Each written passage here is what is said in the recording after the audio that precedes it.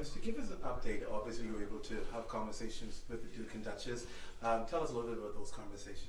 Well, it was a very interesting conversation that I had with the Duke and Duchess. They are really looking forward to their stay here in the Bahamas, having flown in, and after we spoke, they are lamenting the fact that they don't have more time to spend in the Bahamas. I discussed with them just a glimpse of what they ought to expect, and I think they're looking forward to it.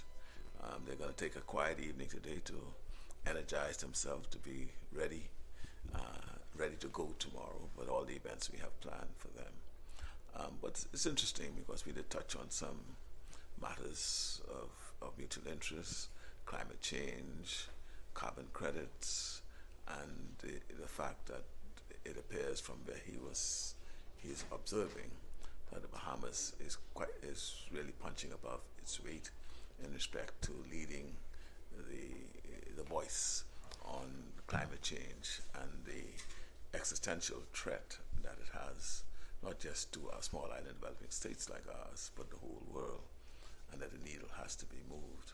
He was always also very impressed with the Coral Vita program of restoring coral, and he offered to lend whatever assistance he can in our efforts to restore our coral reefs, because again, that is a significant asset for carbon sink.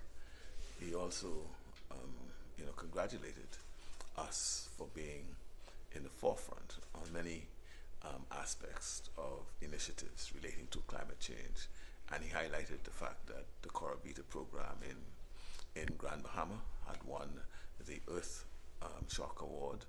That was significant because participants from all over the world would have submitted their thesis and other research material, and for us to have won was a very significant achievement for the country. Obviously, people are hearing us talk about climate change. Is that to you another reason why this visit was important, to be able to share that story? Well, it is, because recalling that the COP26 was held in Britain, Glasgow, and he attended, he was there. We met briefly there. His father and I met. We had several conversations about climate change and how small island development states like ourselves could access funding to assist in our mitigation and adaptation.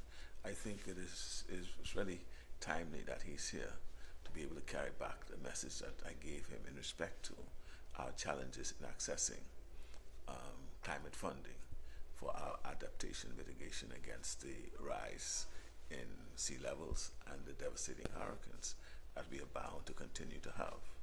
And what is interesting about that as well, in discussing that aspect of this space, I did point out to him that the most of our debt, and we are heavily indebted, but I dare say that at least 50% of our debt is directly related to the consequences of climate change, with hurricanes and the disruption in our economy when we do have hurricanes, and when we have property damage over the last 5 or 6 years in the billions, $4 or $5 billion. So we can see the challenge that we have, and I think he took that on and was very interested in how whatever influence he could have to bring to bear on the world, particularly the countries that are the culprits in emissions, to come to the table to lend assistance. In fact, I was really impressed with his own knowledge of climate change. He's able to tell the state of our emission totals and how it compared with other countries, and so it was very interesting. Final question. Obviously, the Bahamas is considered destination of choice worldwide. Are you confident that maybe people over the next few days will give the royals an experience they'll never forget? Well, I think that's just our nature. By nature, we just treat people the way we would like to be treated, and we don't like to be treated badly, and so we will not treat others badly. Awesome. Thank you, Prime Minister.